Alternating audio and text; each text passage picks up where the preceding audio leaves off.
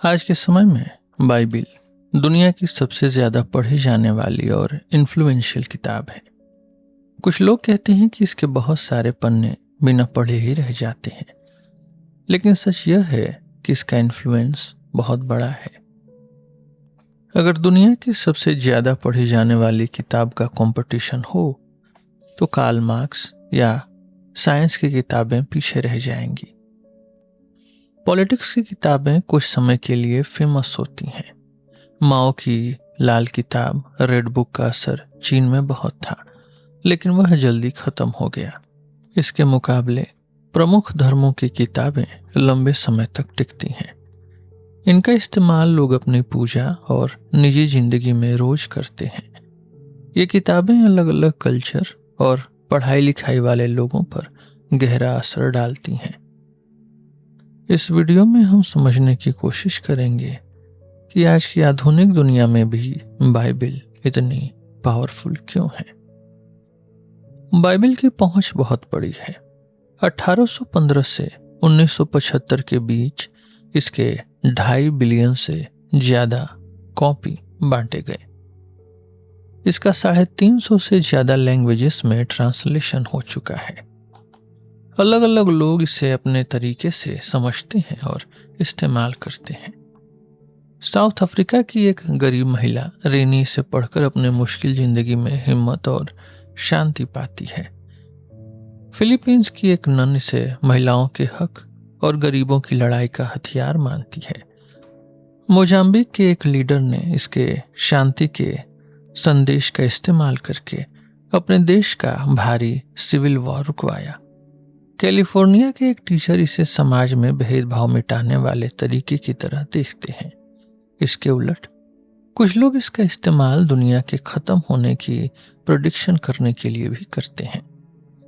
इसका मतलब है कि बाइबिल का इस्तेमाल आज़ादी के लिए भी हुआ है और रंग भेद जैसे बुरे कामों को सही ठहराने के लिए भी। इसे पढ़ने वालों में बहुत डाइवर्सिटी है। कोई भी इंसान अपनी सोच और अपने कॉन्टेक्स्ट के हिसाब से ही इसे समझता है। बाइबिल को लिखने का काम कई 100 सालों में पूरा हुआ।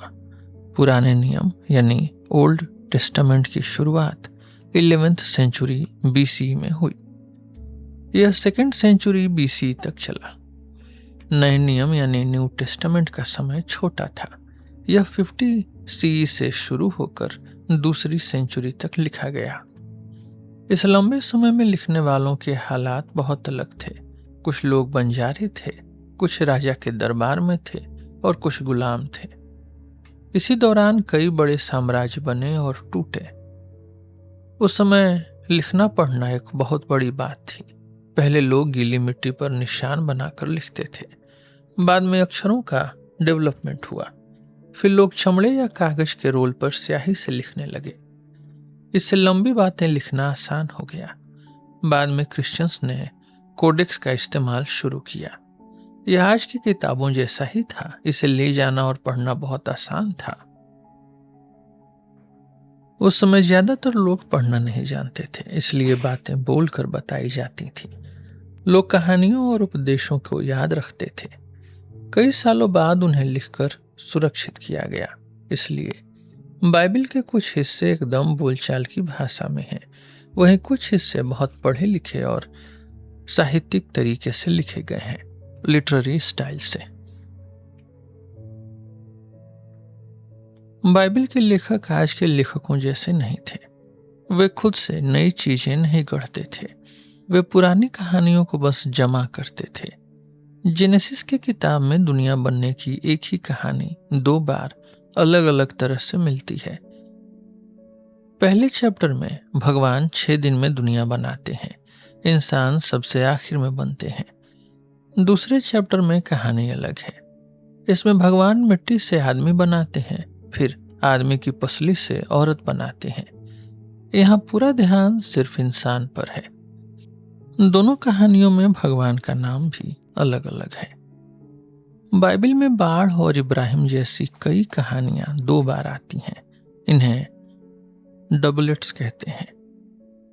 स्कॉलर्स का मानना है कि शुरू की 5 किताबें 4 अलग अलग जगहों से बनी हैं। इन्हें जे, ई, पी और डी नाम दिया गया है। 11वीं सेंचुरी से 5th सेंचुरी के बीच इन अलग अलग कहानियों को मिलाकर एक पूरी किताब बनाई गई। ईसा मसीह यानी जीसस की कहानियां भी ऐसे ही तैयार हुईं। मैथ्यू, मार्क और लूक की किताबों में बहुत ज्यादा समानता है। माना जाता है कि सबसे पहले मार्क की किताब लिखी गई, बाद में मैथ्यू और लूक ने मार्क की नकल की। उन्होंने क्यू नाम के एक और सोर्स का भी इस्तेमाल किया जो बोलचाल की कहानियों पर आधारित था। यह सब ईसा मसीह की मौत के 40 साल के अंदर ही लिख दिया गया था। बाइबल में अलग अलग तरह के रूप हैं। इसमें नियम, कहानियां, कविताएं, चिट्ठियां और भविष्यवाणियां सब शामिल हैं। इसके लेखक अक्सर पुरानी कहानियों के आइडिया का इस्तेमाल नई कहानियों में करते थे। जैसे मूसा ने चमत्कार से समुद्र को 2 हिस्सों में बांटा था। बाद की कहानी में जोशुआ ने भी नदी को वैसे ही बांटा। ईसा मसीह के बचपन की कहानी मूसा की कहानी से बहुत मिलती जुलती है। इसका सीधा मतलब यह है कि बाइबल पुरानी बोलचाल और लिखी हुई बातों का एक बड़ा खजाना है। लोग पुरानी कहानियों को समय के हिसाब से नए तरीके से इस्तेमाल करते थे। ये किताबें लोगों को उनके मुश्किल समय में हिम्मत और सही रास्ता दिखाती हैं। अब तक हमने बाइबल शब्द का इस्तेमाल किया है, लेकिन यह शब्द कहां से आया? यह ग्रीक शब्द बिब्लिया से बना है, जिसका मतलब है किताबें। यानी बाइबल एक किताब नहीं बल्कि किताबों का एक बड़ा खजाना है, कलेक्शन ऑफ बुक्स है। अंग्रेजी में इसका मतलब ऐसी किताब से है जिसे ईसाई धर्म यानी क्रिश्चियनिटी में बहुत अहम यानी अथॉरिटेटिव माना जाता है। इसके 2 हिस्से हैं, पुराना नियम और नया नियम, ओल्ड टेस्टामेंट और न्यू टेस्टामेंट। इसके अलावा हिब्रू बाइबल और यहूदी बाइबल जैसे नाम भी सुने जाते हैं, जिनमें यहूदियों के पवित्र ग्रंथ भी शामिल हैं। यहूदियों के पवित्र ग्रंथों को अलग अलग नामों से जाना जाता है, जैसे स्क्रिप्चर्स, 24 किताबें या तनाक। तनाक एक शॉर्ट फॉर्म है जो हिब्रू के 3 शब्दों से बना है, तोरा, नेविम और केतुविम। ये नाम मिडिल एजेस तक तय हो चुके थे। हिब्रू बाइबल नाम नया है। क्रिश्चियंस ने भी नामों का इस्तेमाल किया। रोमन कैथोलिक चर्च में इसे सेक्रेड स्क्रिप्चर्स कहा जाता है। बाइबल के बनने के प्रोसेस को कैनोनाइजेशन कहते हैं।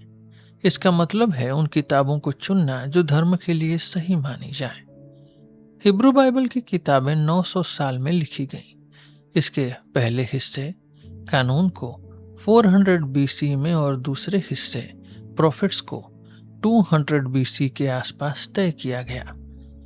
तीसरे हिस्से जिसे राइटिंग्स कहते हैं उसको तय होने में समय लगा।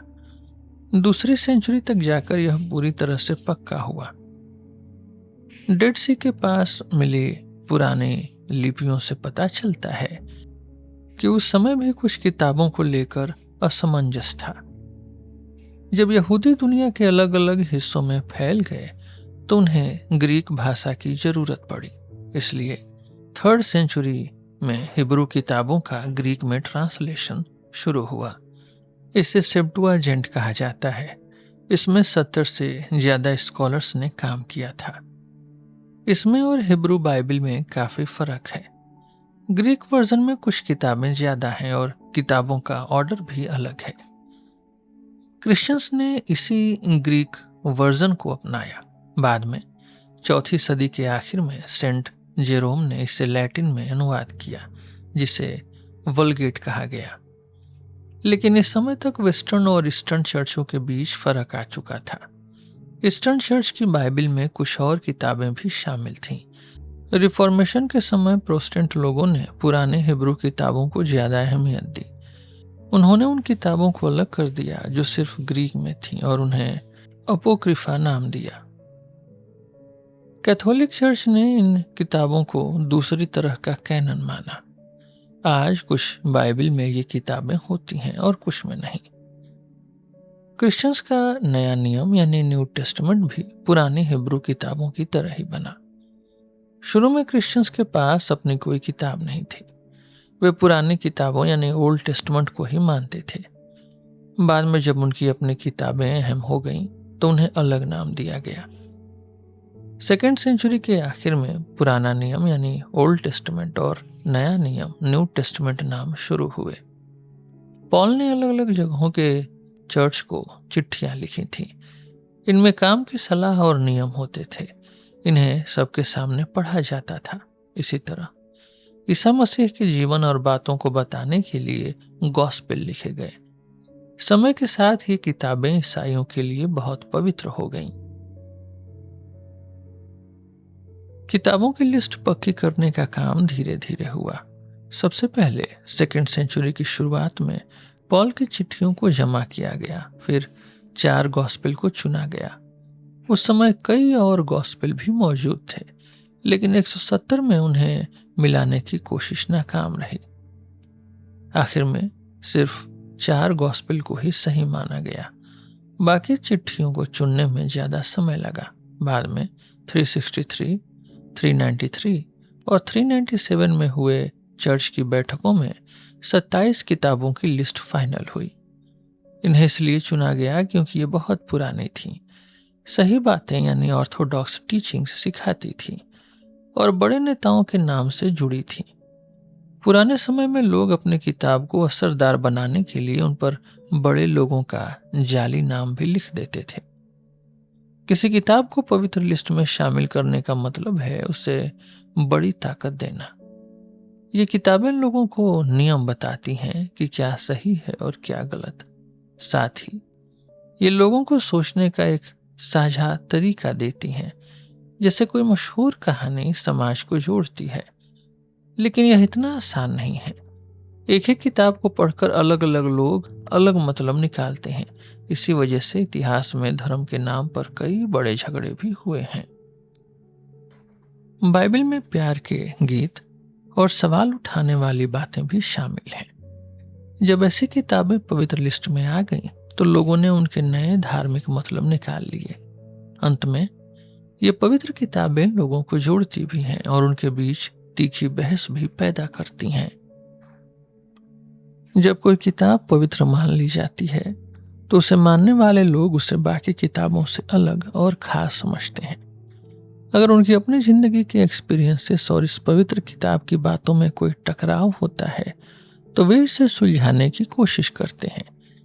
या तो वे किताब के हिसाब से खुद को बदलते हैं या फिर किताब का मतलब अपने एक्सपीरियंस के हिसाब से निकालते हैं। इसलिए अलग अलग कम्युनिटीज अपने इतिहास और बिलीव्स के कारण एक ही किताब को अलग अलग तरीके से समझते हैं। शेक्सपियर जैसी आम किताबों के मामले में अगर कुछ बुरा लगता है तो लोग उसे हटा देते हैं, लेकिन धर्म के मामले में ऐसा नहीं होता। लोग अपनी पुरानी सोच और पवित्र बातों को बचाने के लिए लड़ते हैं। आइए इब्राहिम और उसके बेटे इसहाक की कहानी देखते हैं। इसे यहूदी और ईसाई दोनों बहुत मानते हैं। इस कहानी में भगवान इब्राहिम से कहते हैं कि वह अपने इकलौते बेटे की बलि दे दे। इब्राहिम मान जाते हैं और बेटे को मारने के लिए चाकू उठाते हैं, लेकिन एकदम आखिरी समय पर भगवान का एक फरिश्ता आकर उन्हें रोक देता है। इस छोटी सी कहानी में बहुत सारे इमोशंस छुपे हैं। बाद में अलग अलग लोगों ने इसे अपने हालात के हिसाब से समझा। यहूदियों की एक पुरानी किताब जुबिलिस में बताया गया है कि शैतान ने इब्राहिम के प्यार पर शक किया था, इसलिए भगवान ने उसका इम्तिहान लिया। इसमें दिखाया गया है कि शैतान इंसान को दुख देता है और भगवान उसे बचाते हैं। लेकिन इतिहास में यहूदियों ने बहुत जुल्म सहे हैं। जब उन पर बहुत अत्याचार हुए तो उन्होंने इस कहानी का मतलब बदल दिया।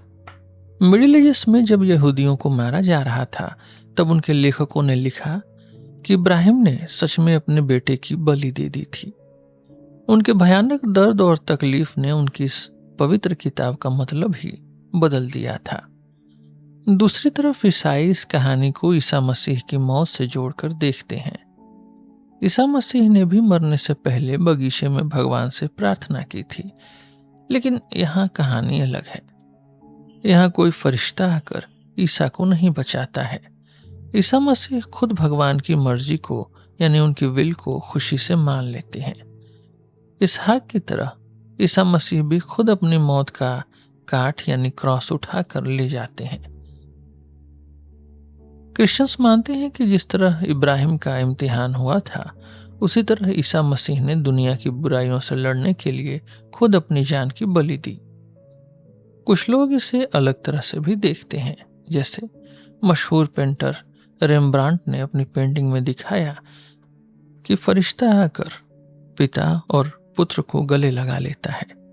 यह भगवान की सुरक्षा को दिखाता है। दूसरी तरफ किरकेगार्ड नाम के एक फिलोसोफर ने कहा कि इब्राहिम ने भगवान पर पूरा भरोसा करने के लिए दुनिया के आम रूल्स तोड़ दिए थे। असल में बाइबल की कहानियों में इतनी गहराई है कि लोग अपनी जरूरत और हालात के हिसाब से इनका मतलब निकाल लेते हैं। ये किताबें थोड़े खालीपन के साथ लिखी गई हैं, जिससे लोगों को अपने एक्सपीरियंसेस के जरिए इन्हें पूरा करने का मौका मिल जाता है। इसीलिए सदियों बाद भी ये पुरानी किताबें आज भी जिंदा और इन्फ्लुएंशियल हैं। अब हम बाइबल के क्रिटिक्स और उसमें हुए बड़े बदलावों के बारे में बात करेंगे। क्रिटिसिज्म का मतलब होता है अपनी समझ से चीजों को परखना। कोई भी इंसान जब कोई किताब पढ़ता है तो वह अपने तरीके से उसका मतलब निकालता है, लेकिन यहाँ बाइबल क्रिटिसिज्म का मतलब है कि जब लोगों ने चर्च की बनाई हुई पुरानी बातों पर सवाल उठाए। मिडिल एजेस तक क्रिश्चियंस ने बाइबल को पूरी दुनिया के इतिहास का इकलौता और सबसे बड़ा स्रोत मान लिया था। वे मानते थे कि दुनिया बनने से लेकर आखिर तक सब कुछ बाइबल के हिसाब से ही चलता है।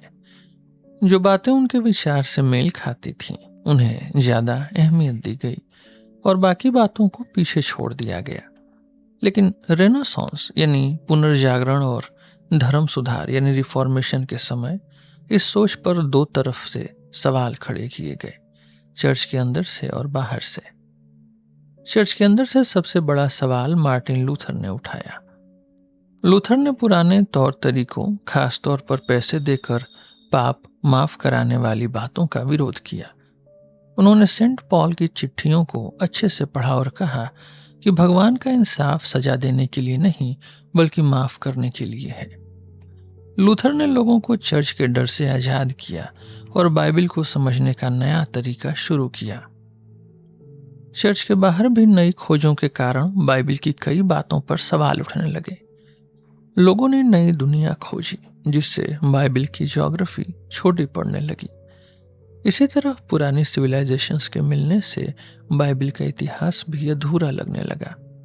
डेनियल की किताब में 4 एम्पायर्स की बात थी, लेकिन असली इतिहास उससे कहीं ज्यादा बड़ा था। फिर कोपरनिकस ने बताया कि धरती सूरज के चक्कर लगाती है। यह बात बाइबल की उस कहानी के एकदम उलट थी जिसमें सूरज को रुकने के लिए कहा गया था। बाद में डार्विन के इवोल्यूशन की बात ने भी बाइबल की क्रिएशन मिथ, उसकी उत्पत्ति की कहानी पर बड़ा सवाल खड़ा किया। इसके बाद एनलाइटनमेंट का समय आया, जब लोगों ने धर्म के बजाय अपनी अकल यानी रीजन का इस्तेमाल करना शुरू किया। इंग्लैंड के डिस्ट लोगों ने कहा कि भगवान ने दुनिया बनाकर उसे उसके हाल पर छोड़ दिया है। उन्होंने चमत्कारों को मानने से इनकार कर दिया। जर्मनी में रेइमार्स और लेसिंग ने भी ईसा मसीह की कहानियों को जांचना शुरू किया। उन्होंने सवाल उठाया कि क्या ईसा मसीह सच में कोई नया धर्म लाना चाहते थे या वे सिर्फ रोमनों से आजादी की बात कर रहे थे। उन्होंने ईसा मसीह को भगवान की तरह नहीं बल्कि एक असली इंसान की तरह समझना शुरू किया।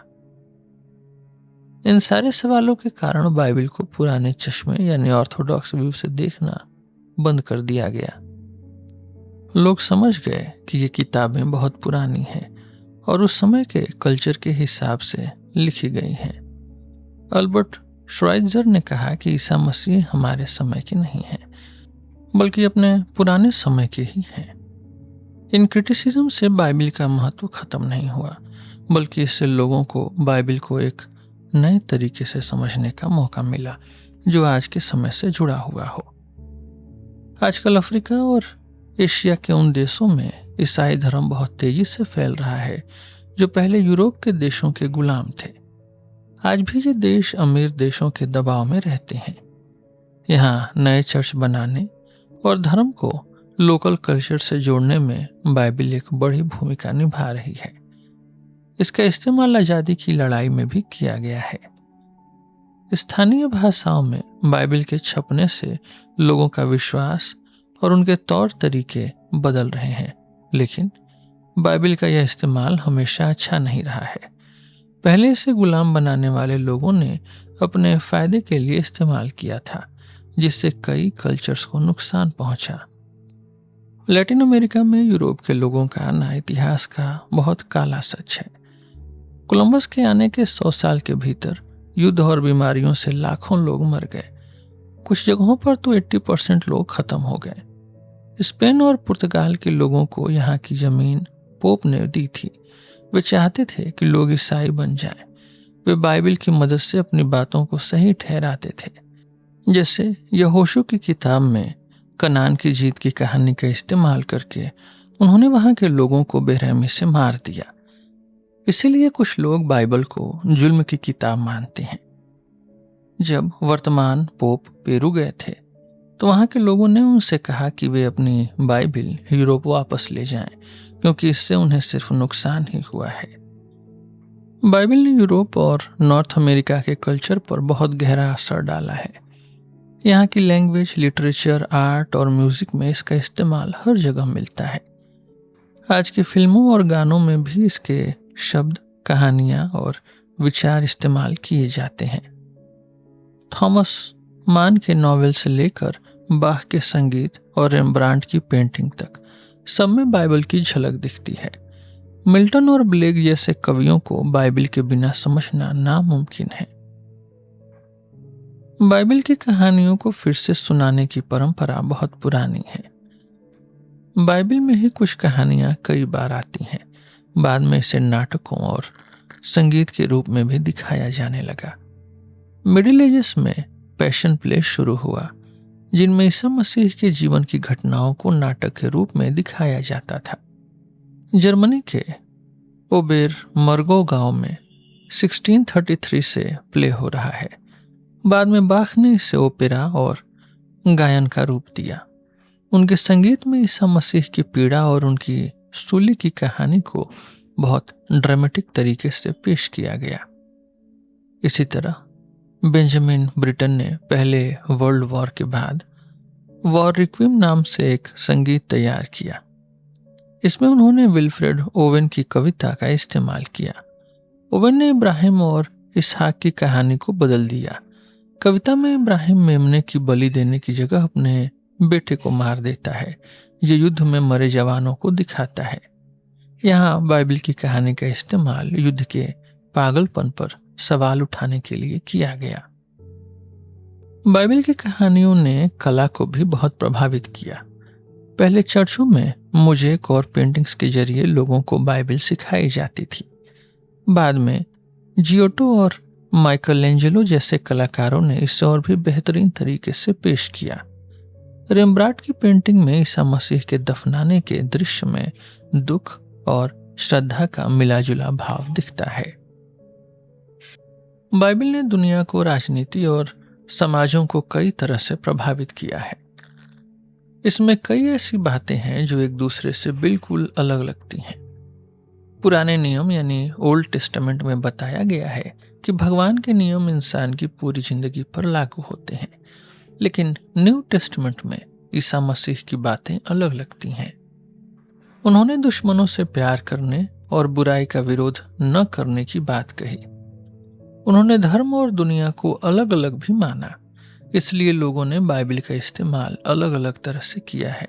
कुछ ने इसका इस्तेमाल जुल्म करने के लिए किया तो कुछ ने आज़ादी के लिए। मार्टिन लूथर ने पॉलिटिक्स में बाइबिल का बड़ा इस्तेमाल किया। उन्होंने दुनिया को दो हिस्सों में बांटा, भगवान का राज्य यानी किंगडम ऑफ गॉड और दुनिया का राज्य यानी किंगडम ऑफ द वर्ल्ड। उन्होंने कहा कि अच्छे लोगों को बाइबल के नियमों पर चलना चाहिए, लेकिन राजाओं को समाज में शांति बनाए रखने के लिए कानून और सजा का इस्तेमाल करना चाहिए। बाइबल में औरतों के बारे में जो बातें कही गई हैं उन पर भी काफी बहस हुई है। बाइबल के कई हिस्सों में औरतों को मर्दों के अधीन रहने के लिए कहा गया है। इसके विरोध में फेमिनिस्ट विचारकों ने आवाज उठाई। उनका मानना है कि ईसा मसीह का असल संदेश सबको बराबर मानने का था, लेकिन बाद में इसे दबा दिया गया। बाइबल को पढ़ने और समझने के कई तरीके रहे हैं। इसने जहां महान कला और विचारों को जन्म दिया, वहीं इसके नाम पर गुलामी और क्रूरता भी हुई। इसने लोगों को आज़ादी के लिए लड़ना सिखाया, लेकिन इसी की वजह से कई बड़े झगड़े भी हुए। इसका कोई एक पक्का मतलब नहीं है, सिंगल इंटरप्रिटेशन नहीं है। किताबें खुद कुछ नहीं बोलती, पढ़ने वाले लोग ही उसका मतलब निकालते हैं। बाइबल में इतनी सारी कहानियां और कविताएं हैं कि अलग अलग लोग अपनी पसंद की बातों पर जोर देते हैं। धर्म के नेताओं ने इस पर कंट्रोल करने के लिए एक पक्की लिस्ट बनाई, कैनन बनाया। ईसाइयों ने नए नियम के चश्मे से पुराने नियम को पढ़ना शुरू किया। जब कोई किताब पवित्र मान ली जाती है तो लोग उसकी कमियों या उल्टी बातों को भी सही ठहराने की कोशिश करते हैं, लेकिन सिर्फ लिस्ट बनाने से काम नहीं चला। इसे मानने वाले प्रोटेस्टेंट चर्च भी आपस में बहुत अलग हैं। इसलिए पुराने समय में सिर्फ पढ़े लिखे पादरियों या रब्बियों को ही इसका मतलब समझाने का हक था। वे अपने समाज के हिसाब से इसके नियम तय करते थे।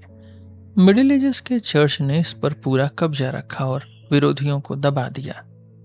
मार्टिन लूथर ने इसके खिलाफ आवाज उठाई। प्रिंटिंग प्रेस के आने और आम भाषा में ट्रांसलेशन होने से यह कब्जा टूट गया। अब हर कोई अपनी बाइबल खुद पढ़ और समझ सकता था। इससे विचारों की एक बाढ़ आ गई।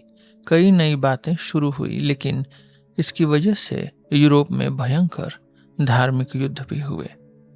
आज भी कुछ लोग सोचते हैं कि बाइबल का सिर्फ एक ही सही मतलब निकाला जा सकता है। कुछ लोग चर्च के नियमों को मानते हैं तो कुछ इतिहास के जरिए असली मतलब ढूंढना चाहते हैं। लेकिन इतिहासकार भी अपनी सोच के हिसाब से मतलब निकालते हैं। इसलिए हमें यह मानना पड़ेगा कि बाइबल के कई अलग अलग मतलब हो सकते हैं। इससे यह एक सख्त कानून नहीं रह जाती, लेकिन समाज को आकार देने की इसकी ताकत बनी रहती है। इस एपिसोड में बस इतना ही। हम फिर मिलेंगे आपसे एक नए एपिसोड में एक नए टॉपिक के साथ। मेरा नाम है रोहित और आप सुन रहे थे सिलेबस विथ रोहित। धन्यवाद।